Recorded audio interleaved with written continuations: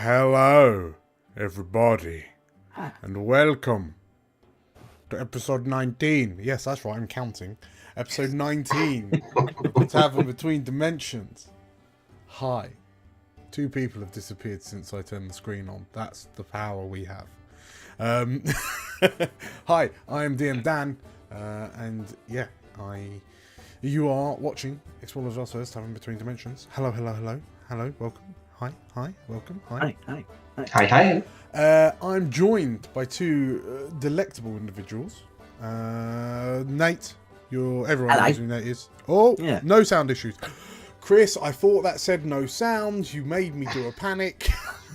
I think this is the second time in TBD history that I've not had sound issues out of the gate.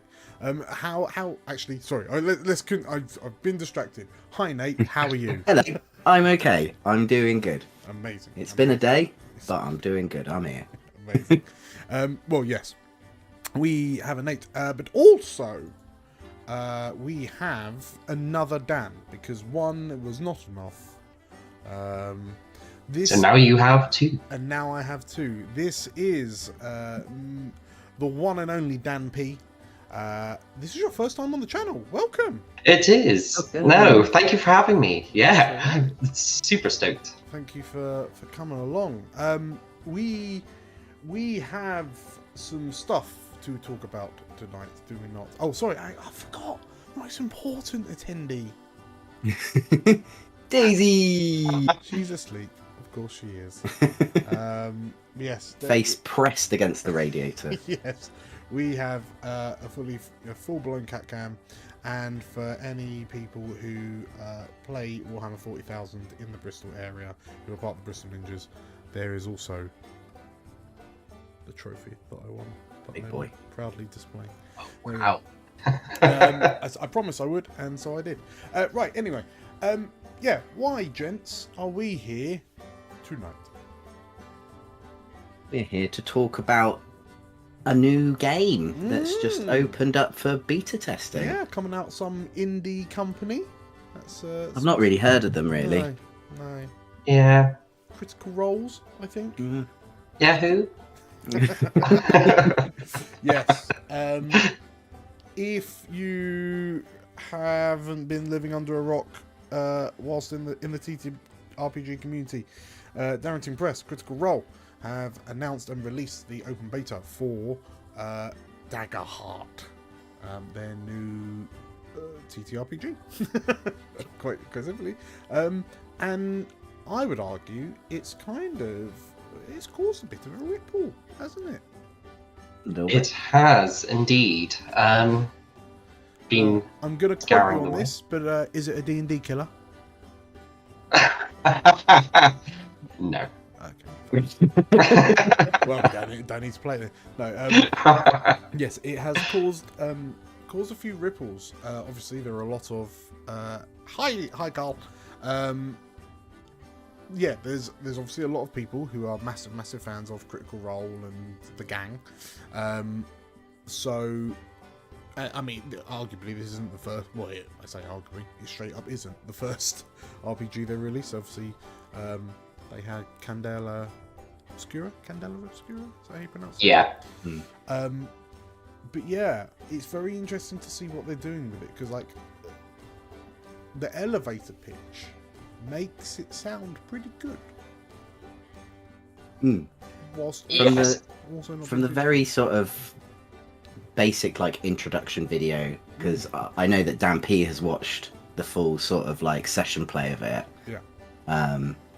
But from the very sort of get-go video that they've done, it seems like there could be quite a lot of meat in it for it being quite easy to start, to sort of make a character and to start playing. It seems relatively quite accessible as well. Yeah. Well, tell you what, we can talk about it whilst, bam, Dan looks at it. Because this is I've done a BG3 on this, and I've decided, like, I've seen some stuff about it, Some people have been talking about it, but I've not actually sat down and kind of worked my way through it until I've hit a Tavern Between Dimensions stream. So, right, I mean, I'm going to get myself ready. So, hang on. Right, my slippers are on. My DM juice is getting prepared. Well, that should be a monster. I think it should be, shouldn't it? That is an impressive tankard. I mean, mine's made of glass, so I'm enjoying mine. And I've got a lovely hot chocolate because I'm an old man. Oh, a lovely hot chocolate. Oh. Mm. Right, there we go. So, it's a very unwieldy tankard. Mine niggle, but can the background music come down? Of course it can. There we go. That should be somewhat quieter. So, right, Dagger open beta test thing. So yeah, like I've just not. I've listened to a couple of videos, like other tubers looking at it, but I've not really kind of looked into it into it properly myself. Dan, I know that you have just gobbled it all up. I've been eating it all up the past couple of days, for sure. Yeah. It's interesting because they present it as a narrative forward game.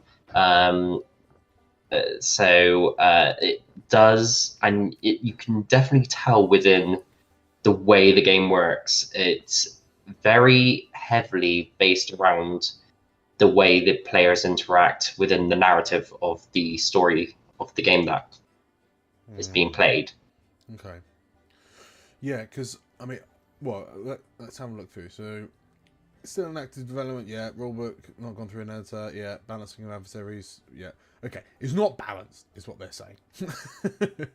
It's going to be broken. It's beta testing. It is 100% beta testing. So I'm going to really quickly gloss through some of these because I think some of these will be. We're all seasoned tabletop RPGers, so we're kind of. I guess we're in a position where we're able to skim through a lot of this. So what kind of role-playing game is Daggerheart? Heroic, narrative-focused experience with the combat as a prominent aspect of play. Okay. Facilitating emotionally challenging, player-driven campaigns that are punctuated by exciting battles and harrowing challenges. More rules-like approach in design. Interesting. Okay. So yeah, I've seen that you don't have to do a grid, but I suppose you don't have to for. Pardon me, 5th edition. Yeah. So obviously, for those who play Dungeons and Dragons, we're all familiar with either the idea of theatre of the mind, so all done through imagination, and the notion of playing with miniatures and a gridded map, which really helps to understand, how many feet you're away and where to place your line of fire, and etc., etc. But this game, the way that it's been built, it's very interesting because it doesn't really require you to have a gridded map if you didn't want it. And what I mean by that is, like, for those Games Workshop players who have all this terrain, who, for the fantasy world that it just gets put to one side, but like to play a game like Daggerheart. It doesn't need to be gridded. You can just whack out your scenery because it's all to do with zones rather than grids. So you'll have different ranges of melee, close, very close, far, very far. So I guess it's interesting because obviously, like Dan, you're very, very versed in 5th edition. Nate, you and I, we're currently working through Blades, which is entirely theatre. So yeah, it's interesting. Like, I find that arguably Blades in the Dark, for example, doesn't support battle maps. Like, you could use maps for reference, but like there's no movement stat, so you can't really track that. But I guess this might well have it, but it's like traditional D&D where originally it was all in your mind, but you could translate it. I like here those who prefer highly strategic, rules-heavy experience with more of a heritage from war games may find Daggerheart doesn't have all the crunchy bits they're used to. Is that Critical Role going, Pathfinder nerds, get out of here? No. We don't want you. We don't want you. I've heard of this 2d12 mechanic. I find it interesting. If nothing else, I find it odd that they went for d12s. Yeah, because they're not the most common dice, are they? No. Yeah. But maybe that's for a little bit. Oh, maybe you could buy these ones, these nice coloured ones off our shop. Well, we cannot speak of their motives here, Nate. But also, I guess probably a good majority of people who are going to play this already have about 1 million dice anyway. Yeah, for sure. And they have to be two. Hi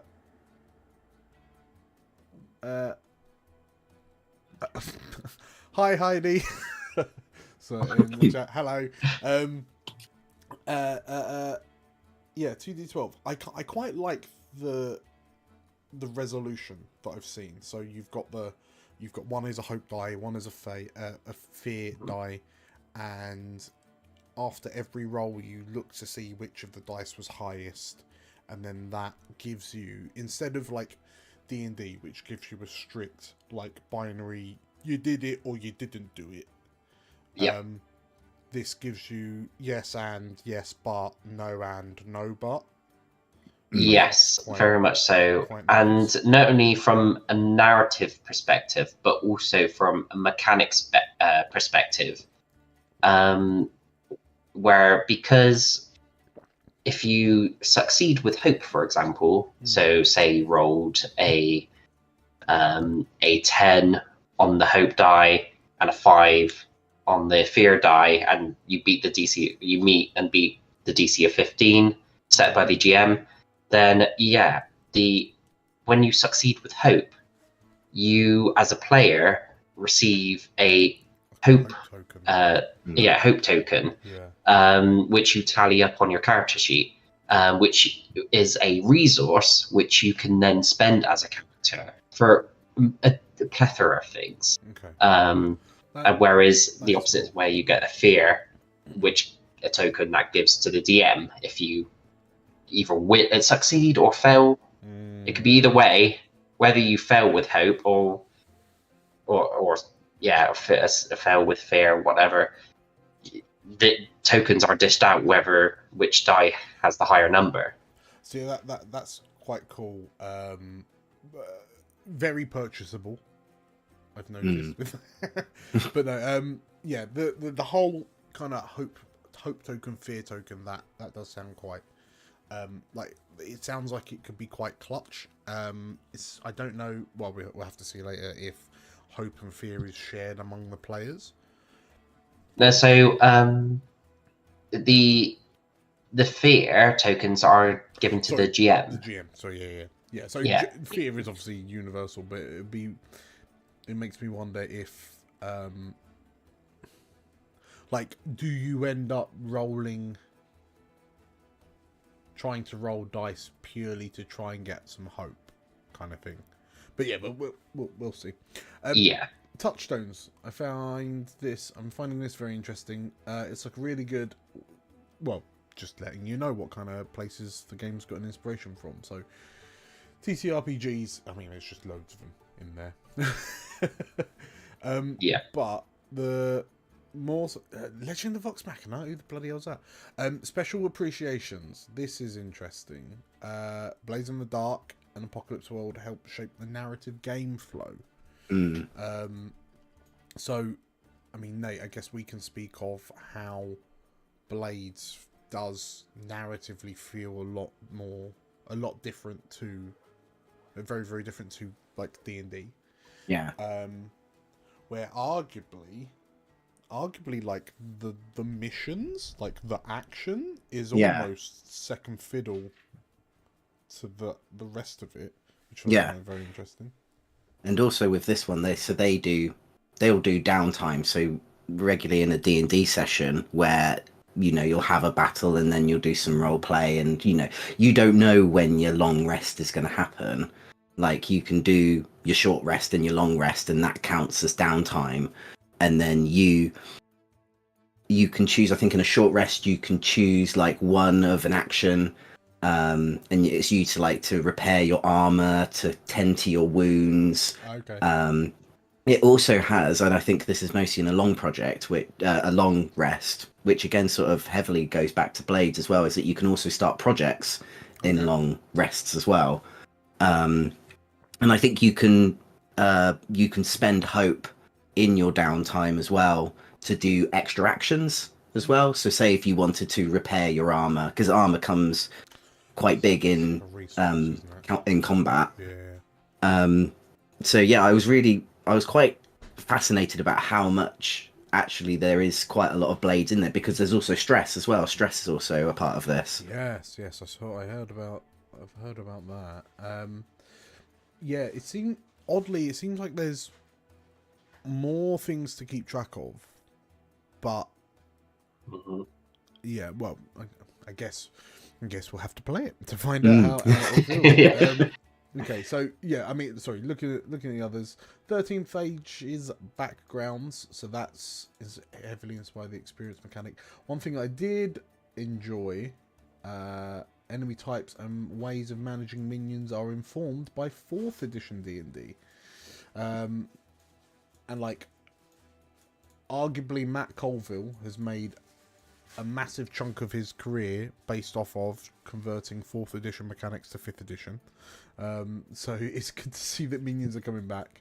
Okay, heart of the game. Dice used to counter it. So you have the duality dice and the damage dice.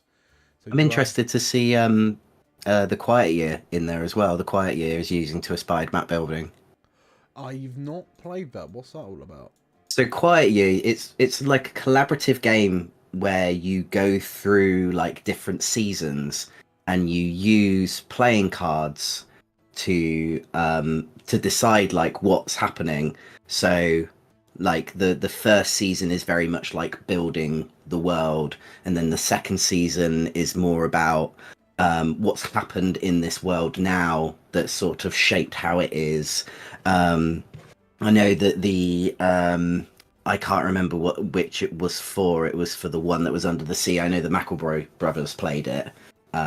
They did sort of like the Quiet Year before going into another D&D campaign. But it's quite a lovely little game actually for something. It's very quick. Ethersea. Thank you, Julia.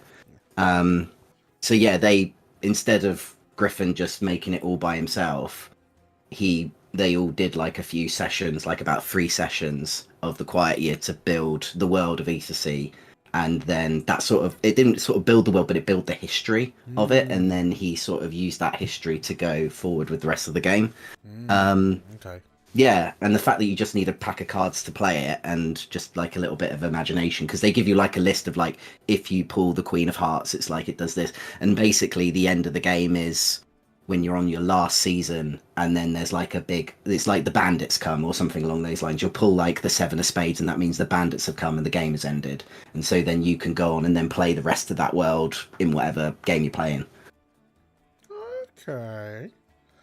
Okay, so it's a very kind of procedural, randomized-ish. Okay, that's an interesting idea. Because I imagined, I guess one thing I have been wondering about, so D&D has no base setting. Obviously it is setting agnostic, like it's flavored, well, it leans more towards Forgotten Realms, but otherwise it is setting agnostic, obviously that's the point. Versus like Blades in the Dark, like that is set in Duskfall, like that is that like the background is so ingrained in the gameplay. So I guess I imagined that Daggerheart would be utterly Exandria flavored. It's you'd think so at first because you associate with Critical Role. However, the whole idea behind the way that they handle the world building is it's meant to be collaborative between the players and the GM, which can come out with some funny repercussions because you're giving power to the players. But it also creates memorable moments between the players. So I've seen it done on the their play on the Critical Role playthrough where Matt Mercer brings out a like a map.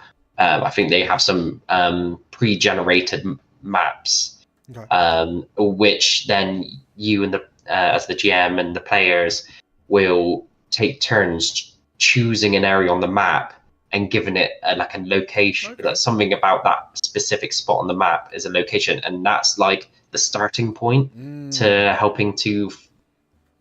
So it saves a bit of time for the GM trying to come up with everything. It's the players have given some locations as like ideas for okay, so this is the world we've come up with together. Let's see what we can. We have built. Yeah. Yeah, and that's a really important thing. Like, it's basically what I want to try and do with Elsewhere. Like, I want, so we have places like Hugelstan and Glasmere, and JC has got a list of place names that they've given me for like places that Algernon has travelled to before the bubbling. But yeah, I just really like that because then when you get to make a call out to a place that someone else has created, yeah, you kind of get that feeling. Yeah. Okay, so moving on.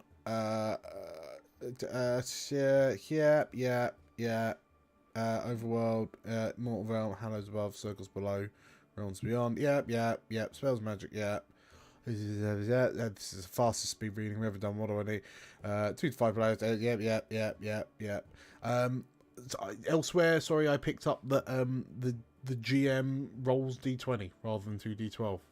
Yes. That was an interesting little tidbit. But yeah. Also, that's the thing. I can't speak for the mathematics behind their logic, but obviously, it makes it think more swingy because 2D12 is a bell curve. Yeah. But okay. Well, again, we will see. We will see. The game cards. Okay. So, I appreciate how sellable these are. Like, to be fair, the I've seen someone like I think it was the D&D Shorts has already done like a little review, and he was showing how the character sheet you can like slide one side out and like the cards that matched up and stuff, and then when you slid the other side out, so I thought that was cool. I'd be interested to see if they do stuff with them, like, I think properly, rather than just being separate printed abilities and feats and spells. Yeah, it's a funny one because really, and obviously we'll come to learn it. A lot of the things that they've put on the cards and just be on the character sheet, like it is on Demiplane where you can get your character sheets right now. The features have to be on the character sheet. Yeah. I think it's the idea behind it is because once you go further down the line of level, when you level up, sooner you especially I think it's your feature cards, where you pick up from different sort of schools of symbolic schools where you get like ability cards. You only eventually, I think you can only have like 5 in your loadout, and eventually it'll come to a point when you can start spending stress to in the middle of combat or through narrative, where you can swap out the cards you've chosen in your loadout But that's the only time that I can think at the moment that there's an actual mechanic when it comes to card swapping. But most of it is just information. But a lot of people do like having that information as like a tactile card rather than just on your sheet. I mean, it's a preference. Nate, have you ever played Frost or Gloomhaven? I don't think so, no. Have you played Dan? I've played. So I've got the from Gloomhaven. They bought like a simplified box set. The Lion. I can't remember what it's called, but yeah, I played that. The cards bit gives me a real kind of board gamey, like Hero Quest styley feel to it, where especially if you can only have like a limited hand of cards. But yeah, so it's interesting. Okay, again, interesting ideas. Guess we'll see what it feels like when we play. Okay, lines and veils, yep, cool. X card, yep, cool. Open door policy, yeah. Using it. Okay, fine. So this is we've just gone through all of that. Preparing for adventure. I think I'm gonna gloss over this quite half a session of 0. Think about character concept, character sheet guide. Yeah, okay. So we will. You know what? I'm just gonna skip straight to the classes. Let's get to the meat and potatoes. Yeah. Meat. Yeah. Class. Right. Reading.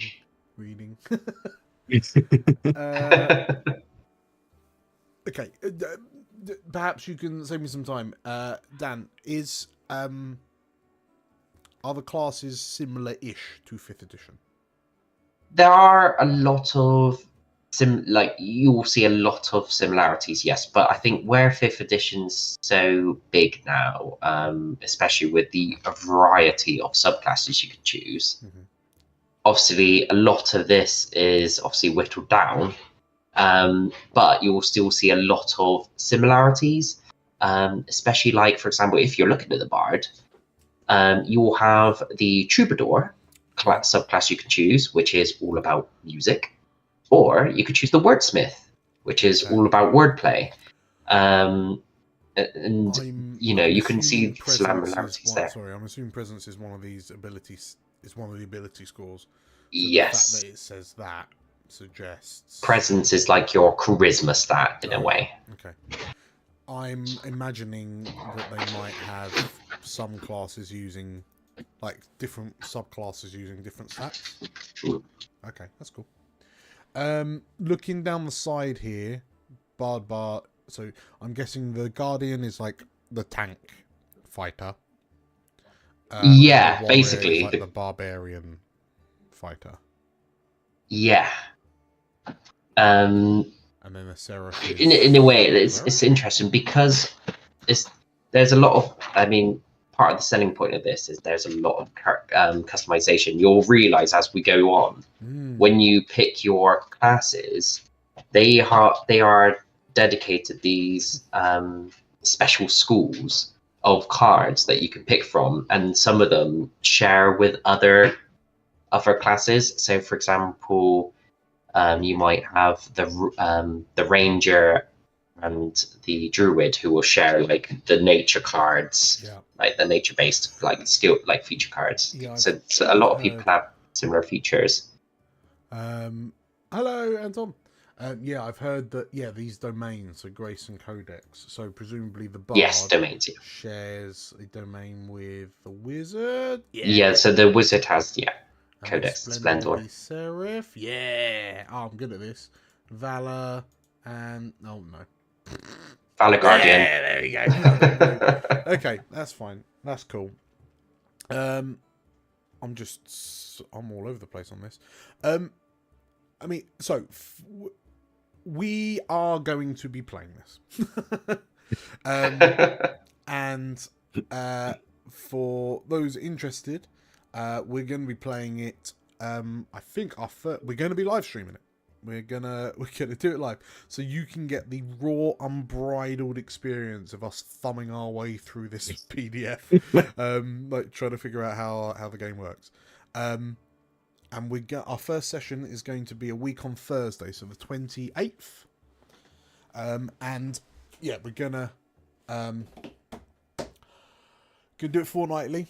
It's gonna be in lieu of the Tavern streams. So there is a playtest, so we're gonna play through that, see how we feel, and then kind of we'll have some breakdown sessions. We've got 2 other players. Shall we keep them mystery guests? I mean, I think only one of them has been on one game before. It's true. It's true. Yeah, I mean, by definition, quite literally mystery guess. Yes, we got 2 other amazing players looking to jump in, and in fact, helpfully, all 5 of us have played in a group together. We are Yes. a large chunk of the Wednesday night crew. Yeah, we're all very familiar with each other's style of play by now, so which really helps, I think, when we go ahead with this, especially this game being so narratively driven. Yeah, I think the players we have in this particular group shall be at least well suited to this kind of game. Absolutely. Well, I mean, okay. So while we're looking at the classes and while we're talking about what we're gonna play it and whatnot, Dan, you didn't really jump the gun. You jumped the cannon, didn't you? Just a little bit. What are you playing? And then we can look at that as an example. Yeah, of course. Of kind of what's different. To give some hint, I've chosen to play the class of Guardian. Okay, let's go down to Guardian. An array of martial professions, as such, the title speaks more about their moral compass. Okay. So it's interesting that they took, like, obviously WotC looked at like fighters and barbarians and whatever, and I know that like the concept of barbarian, it's been floated that it's actually potentially a problematic concept to identify someone for their barbarianism. But yeah, so it's interesting that they've kind of gone guardian and warrior. Yeah, I almost feel like these terms are almost quite broad compared to, say, like a barbarian, because there's such a stereotype behind a barbarian, whereas guardian, well, that could be barbarian-esque in the way you build it, or they could be a stalwart knight who's protecting the realm. Hi, Tilda. We're all in. Yeah, like in 4th edition, there was so there were 2 like there were 2 defender classes that didn't really make it into 5th, and that was the warden, which was like the nature themed tank, and the sword mage, which was the arcane tank. Like, sword mage did come back through as like the sword wizard. Yes, spell sword. That well-known class. Yeah. The shake your hand about. Yeah. But yeah, like they I guess the flavour came through, but not the mechanics. But I guess, I mean, I don't know. Again, I don't know how well this moves into like different fantasies, but like it was difficult to do like a nature tank, like a nature defender in 5th edition, without just going, oh, I will take a level in barbarian and a level in druid and just kind of go from there.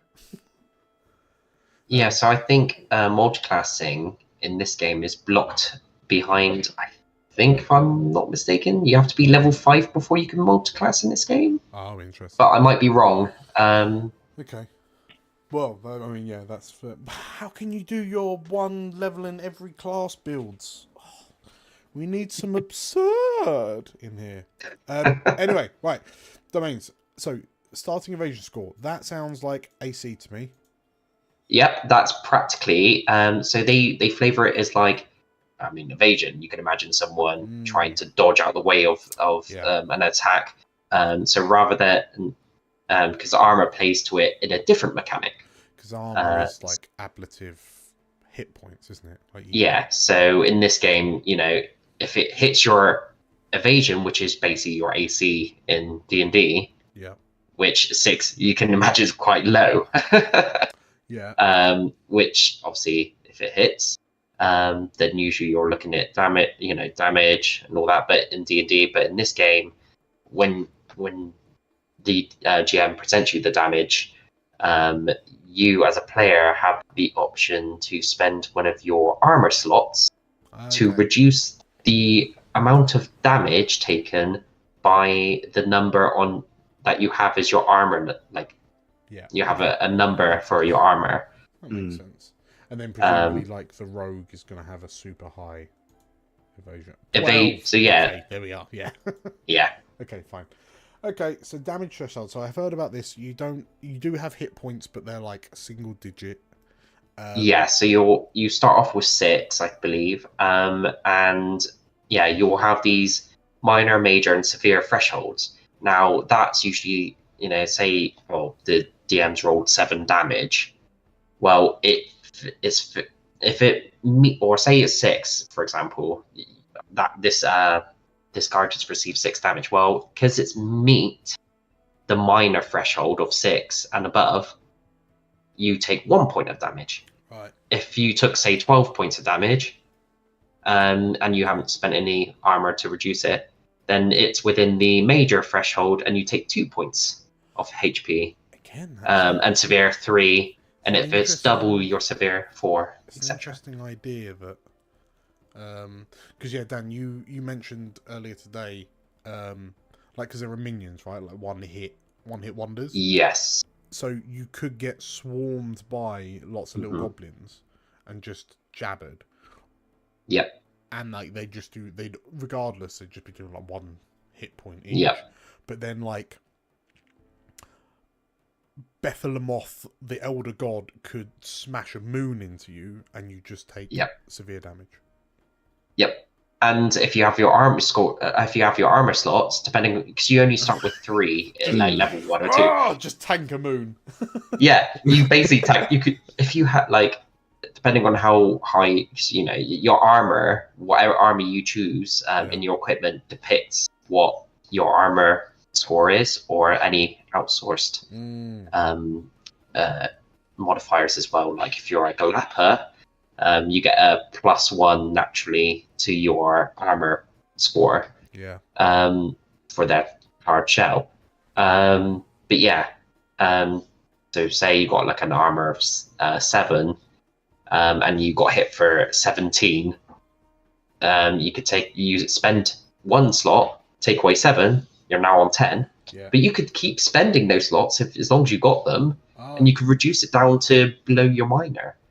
Now, if you are below minor, but not at 0, then you take a stress rather than a hit point. Okay. But if you got it down to 0, You take nothing. then you take nothing. Okay. But the moon makes all of your armor fall off, and then you're just in your pants. Yep. Nice. Okay. So that's an interesting idea. Looking through all of these bits, this is all tanky stuff. This is paladin tank, and then this is smacky tank. Vengeance Paladin. Vengeance Paladin. Okay, and then here are your car. Okay, so there's stuff here. What ham? When you level up. Okay, so it's in dedicated. These look sellable. Okay, so Guardians tank. Okay, that's fair. Have you had an idea, Nate? What you thinking of playing? Regarding class, I think I'm going to go for a sorcerer. Ooh. Okay, because I've never played a magic casting. Arcana. Well, I guess I've played a druid, but I've not played one that wants to whiz it all around. Midnight is shared with rogue. Okay, so minor, major, severe. So you can sense. Okay, so you can just sense magic. That's cool. Make a spellcast roll, which is Oh, so a primal sorcerer uses instinct. An element. Oh, instinct. Okay. Is instinct wisdom? So yeah, no, it's sorry, Instinct is yes, instinct. instinct is like wisdom in a way, your ability Okay. to perceive and whatnot. Coming from 5th edition, like seeing this as the text for minor illusion, just be like, yeah, I mean it works. If you roll a die, maybe it worked. And like compared to the heft of text on any illusion spell in 5th edition, yeah, I think this is fine. Again, I think this leans into that kind of narrative idea, right? Of just like, yeah, go nuts. Okay, so you're thinking sorcerer. Have you decided whether you're going for a primal sorcerer or an elemental sorcerer? I mean, I would go elemental every day. Yeah. What? It's a funny one because your primal is very much your like sorcerer's ability to manipulate the magic itself, whereas elemental is in the name. If you want to just concentrate more on the ability to choose a specific element and just fire, big bang, yeah, good at it. I haven't quite chosen yet. I might sort of do like a little bit more reading because I want to see how it will relate to my ancestry. Yeah, and see what will be fun in that. Cool. Okay, well, so I mean, the other thing I've noticed is that there's actually, I suppose a lot of it comes from the cards, right? But there's actually very little here. Like each D&D class has like reams and reams of pages, whereas this is a small thing, and I'm guessing you're just adding in the cards on the top, so that's interesting. In the interest of time, let us look at these ancestries. We got art. We got art. Oh, I love the little drawings. The art's brilliant. The art's lovely. There's loads. Okay, so plants are robot They're like boys, automatons. Yeah. robot people. Demons are not tiefling. Actually, tieflings are in the SRD. Demons are tieflings. Dracona are your dragonborn type. Dragonborn. Yeah, that's cool. Dwarves. Shoots take physical damage. You can spend 3 hope to only take half damage. That's quite fun. Elves are elves. Fairies are little bug people. Oh, I'm going to zoom in on that. Little buggy people. Oh, now that I've seen them. Oh. Yeah, so you can go for a more... It's hero forgeable. That's classic. Okay, so... Oh, but they're quite big. Are they quite big? Or is it I think because it doesn't specify the size a lot of the time. I mean, they do give you rough size limit. 2 to 5. But, very 7 you foot know, tall. Just a 7 it's foot very much tall up to the player. What? Fawn, so satyrs, furbolgs.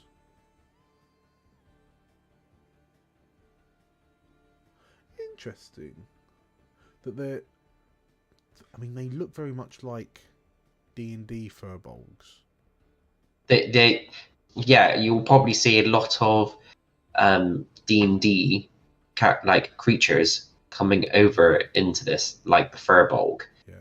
They're the same thing pretty much, or taking the same inspiration. Mushy people. These are great. Mushy people. Galapa. Oh, okay. So it's a turtle. Title. Giant's a giant. Oh. Very tall with long arms. 1 to 3 eyes. Okay. Gerblins. I like how they make the goblins quite unique and cute almost in the artwork.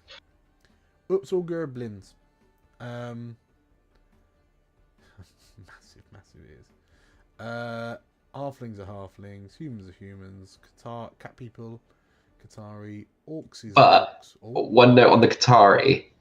Yeah. I find it quite interesting that a lot of the artwork portrayed of the Qatari Well, like, apart from these drawings here, a lot of the artwork is all almost more human looking with cat ears and Oh, like cat tails. like Final Fantasy. Yeah, like in Final Fantasy. Okay. Oh God. Which I'm not gonna lie. Yeah. Like they've done their research and they've sort of appeased to the D&D lot, but they've also appeased to the weebs, the furries, and the queers. Like I'm not gonna lie. Like you've got frog people in there. Like if you're LGBTQ, you the immediately Ribbits. like frogs. So Yeah. Yeah. Yeah. I'm just a name, Ribbit. yeah. How can you not like that? It's Monkey just the people. best name for a frog person. Monkey people. Hopefully, nothing problematic comes out of this, like it did for Watsy. That was awkward, wasn't it? Characters of mixed ancestry. Oh, of course, yeah. Could be goblin or just goblin. Name you like that. Yeah, see, I missed this point, and it's something I only picked up on today. I find it interesting. You have this mechanic, say, like, and you think you got frog people, mushroom people, and if you've got like mixtures of these races, which we won't get into, but I find it interesting that you have that choice, and you have a mechanic to play into that. Yeah, that's cool. I mean, to be fair, that is what D&D 24 is doing with its half races. So, like, half elves, half orcs aren't going to be. They're just going to be. You choose human, you choose elf, and then you do something in between. Okay, that's interesting. So we've got what. It strikes me that the ancestries are more fantasy than D&D, which is weird. It feels weird to say, because D&D seemingly has a lot more kind of humanoid races, whereas a lot of these seem to be like anthropomorphic choices. You still have. I think it's because indeed, like, there's a lot of the D&D humanoid choices in this list. Yeah. But they've also added onto the anthropomorphic choices. Yeah. Okay. So you have the best of both worlds. Okay. So, Nate, have you an idea what ancestry you're thinking of? I am gonna go for a little mushroom person. I think. Yes. Sorcerer. Yeah. So glad. Amazing. Okay, so additional player tools. Cool.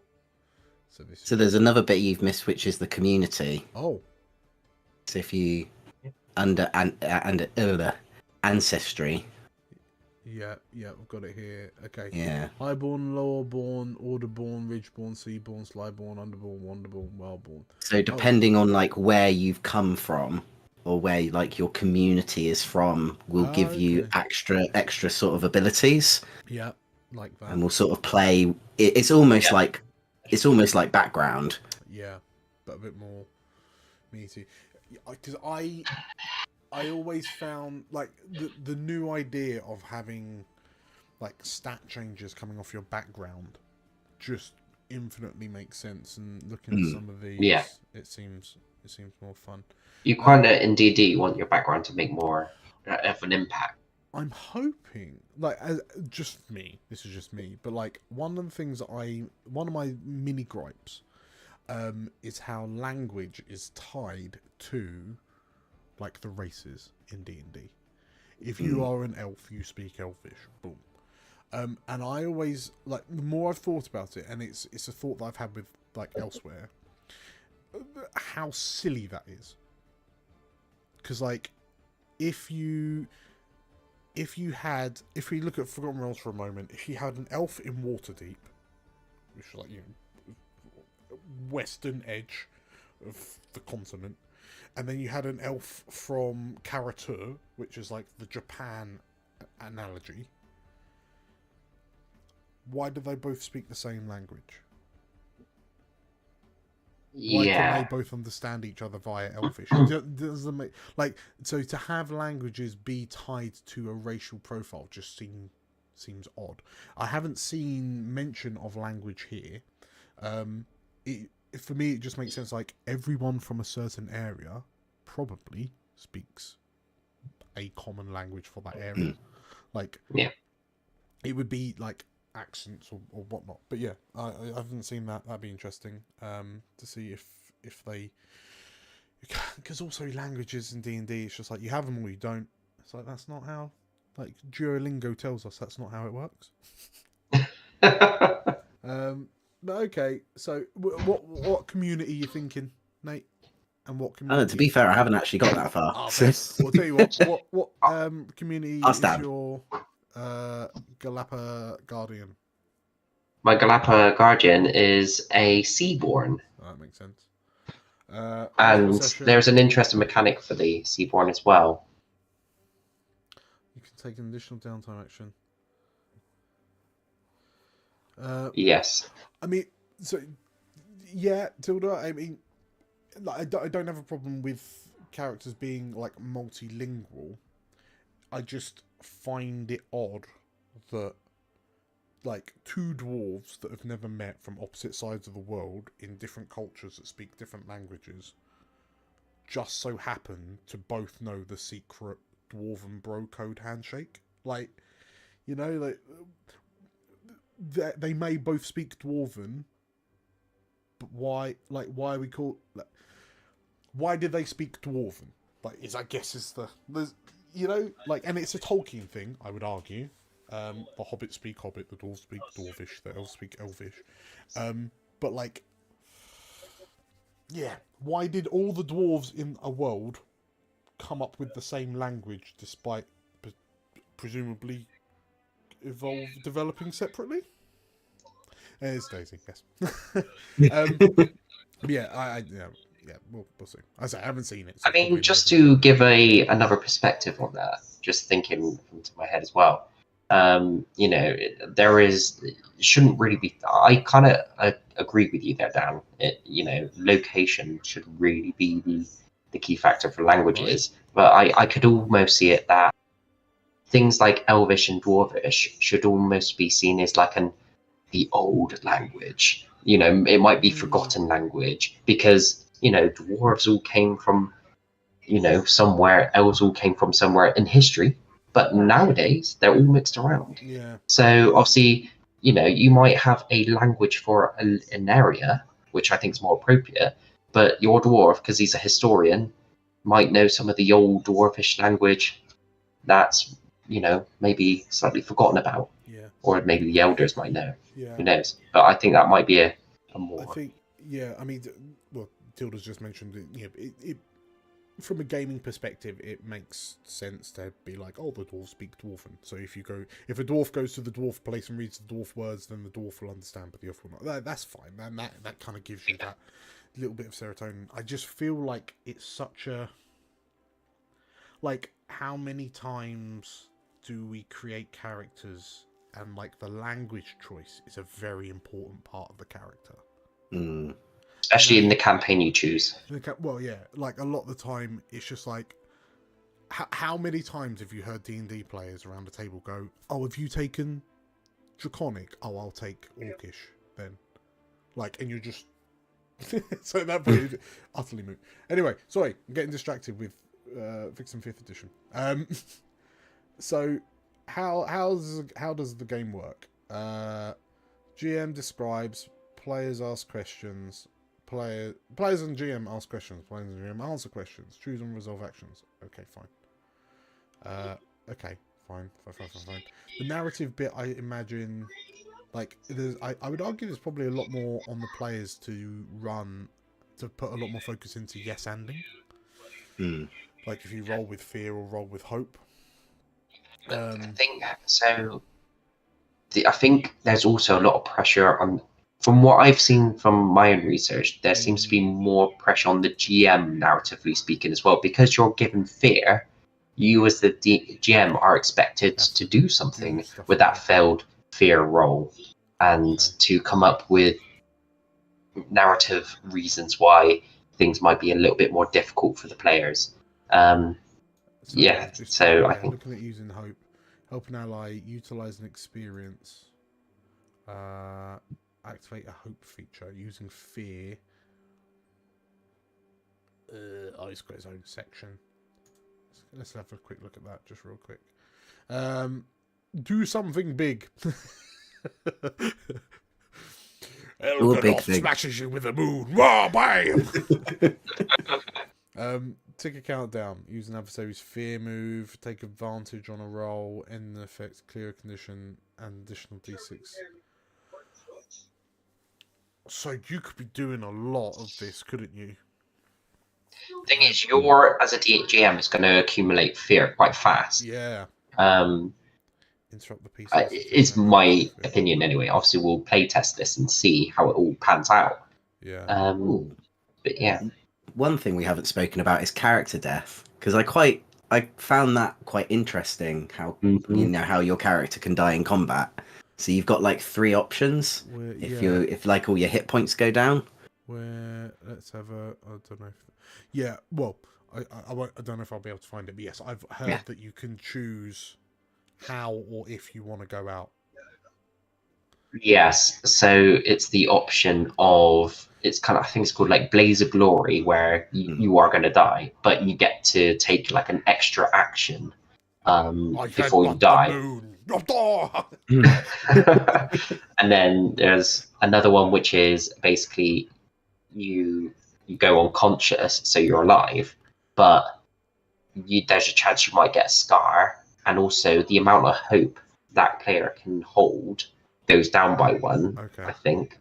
And then there's another option which is risk it all, which is dependent on what you roll on the duality dice. And if you succeed, then you get like your hit points back and other stuff. Or you die. But then there's I hear different that options. It's quite difficult to get to that point anyway. But again, I guess we'll see. I guess we'll see. Okay. I mean, what I'm seeing, I guess a lot of this is kind of just making sense. Like, I'm reading some of these headings and I'm not overly questioning what they do, which, there's that sense of familiarity. So, yeah, I think the proof's going to be in the pudding, isn't it? Like, we're going to play through the playtest.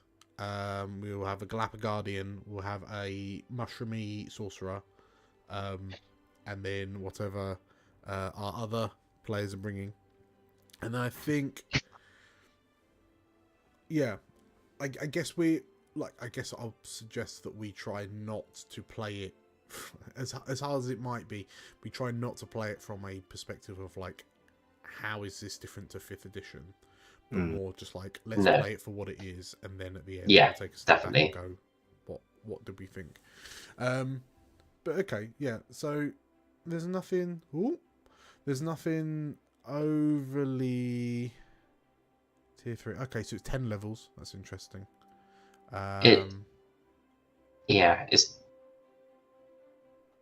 think it's definitely worth exploring a level up at some point as well. Yeah, it'd be interesting to see if that's part of the play test, but again, we'll have to see. Okay. True candidness. On a scale of 1 to 10, how juicy are you feeling about the Daggerheart playtest? Nate? I would say about a 7. Okay. I'm keen to see what it's like. I'm keen to see how it plays out, and how, because obviously with D&D when I was first playing, it did take me a while to sort of get the hang of everything. So it would be interesting to see, because obviously they're not using this as like, this is the new D&D, but I don't know whether or not. But they're obviously not trying to make it that way. They're making a different, accessible sort of fantasy TTRPG. Yeah.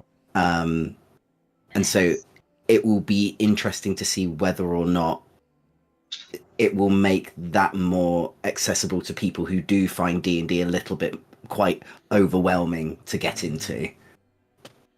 Okay. Interesting. Dan, how juicy are you feeling?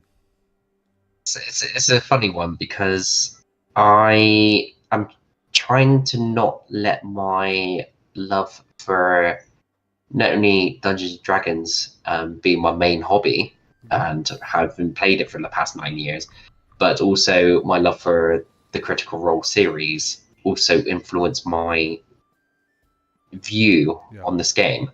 But at the same time, it's making me excited because this is the realm I like to play in. I like to play in a fantasy, narrative-driven game, and that's where my personal preference in gaming lies. So for me, I'm obviously very excited to try this out because there's a lot of similarities. What number are we talking? What is very excited? Is that an 8 or a 9? 9. A 9 yeah, out of 10 for me. juicy for Daggerheart. Yeah, I'm very excited to explore this, especially now because I love character creation. I've already got my character, and I'm trying to develop his personality and the way he talks. However, there's always going to be that last one point where I'm like, take a leveled approach. Let's see how this goes. Yeah, I think I'm at a. I'm at a 6 or a 7. I guess there's a part of me that Blades has made me really enjoy the much more the ingrained narrative outcome of roles. In Blades, I would argue that every time we make a roll, it is an event and everyone's paying attention. Whereas just in 5th edition where it's more binary,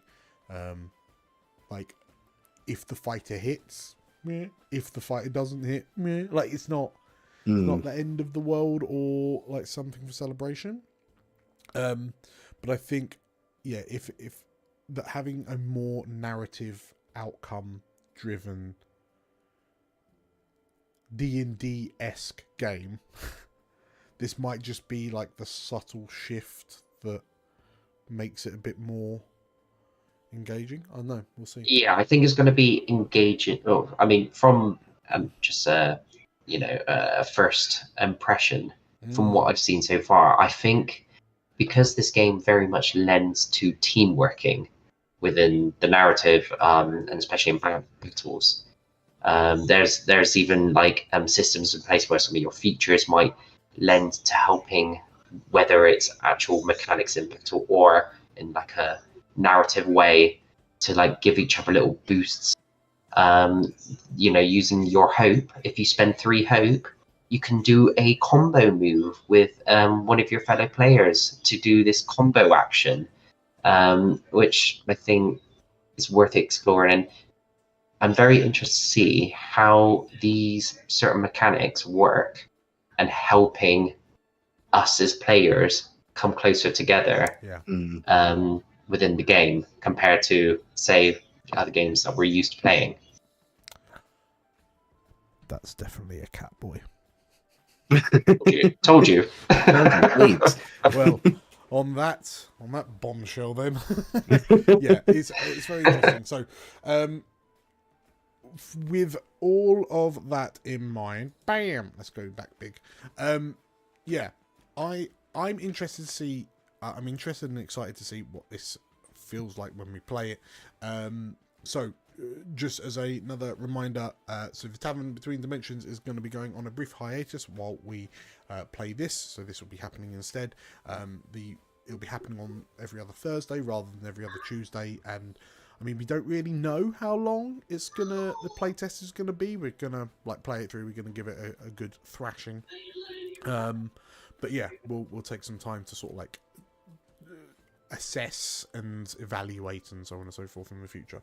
But yes, Thursday the 28th. What digital tool are we using, Reese? It's a good question. So all the actual plays that we normally play are on Foundry. I've looked. Obviously, there's no Foundry support for Daggerheart, and truthfully, I can't imagine there's going to be any proper support for it in the near future, given that I doubt very many scripters would want to script everything out just to have it all change because it's a playtest. But I'm thinking potentially it's going to be... We might be in Foundry, but truth be told, we might only just be using Foundry for like the dice roller. And separately on Demiplane, where you can have your character sheets, I think it might just be everyone has a copy of their character sheets printed out or on a screen elsewhere, and then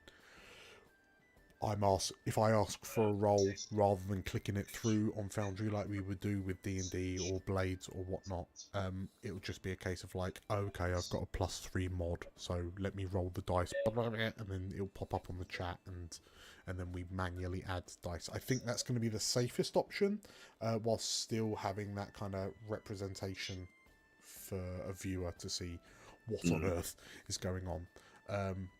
Because I definitely want to have a catalogue of dice rolls, if nothing else. And also, if we do use maps, because I mean, obviously Foundry, that would be really, really handy. If we have maps and tokens, then we can fall back on that, using some of the ideas from the charity live stream that we did a couple of weekends ago. Yeah, that's what we're thinking. Foundry, what's it called?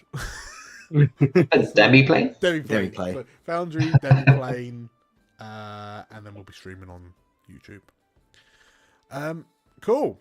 So, with all that said, any final thoughts from either of you two? No. Excited to play.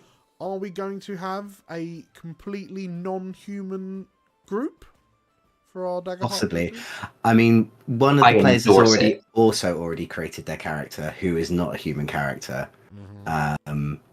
So it depends on who the other one chooses. Yeah. But I kind of get the feeling they will also be the same and choose an animal character. I hope.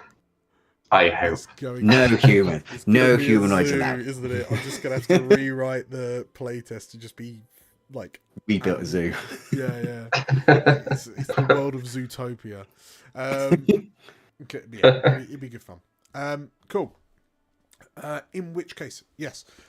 If you liked the sort of things that we were talking about today, make sure to like this video when it goes live, and comment down below on what you would like to play as if you were playing Daggerheart. Like, what would your player character be? Sort of like ancestry, class, background, not background, Subclass. community. Subclass, yeah. Well, just to see, like, and then, you know, is it different from what you might play in D&D? Is it the same as what you play in D&D? Yeah. Let us know.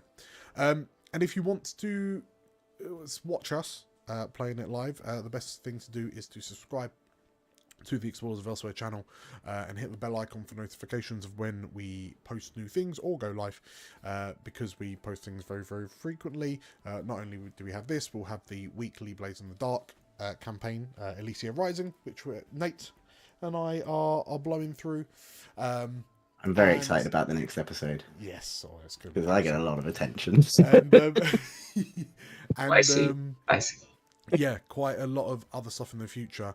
For example, at some point towards the end of April, if you're a fan of Fallout and you're a fan of London, you're gonna wanna be subscribed to the channel. Pretty cool.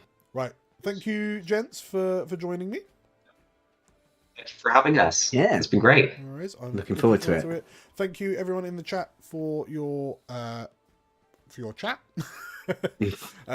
And we will see you all soon. Bye. Bye-bye. Take care, all.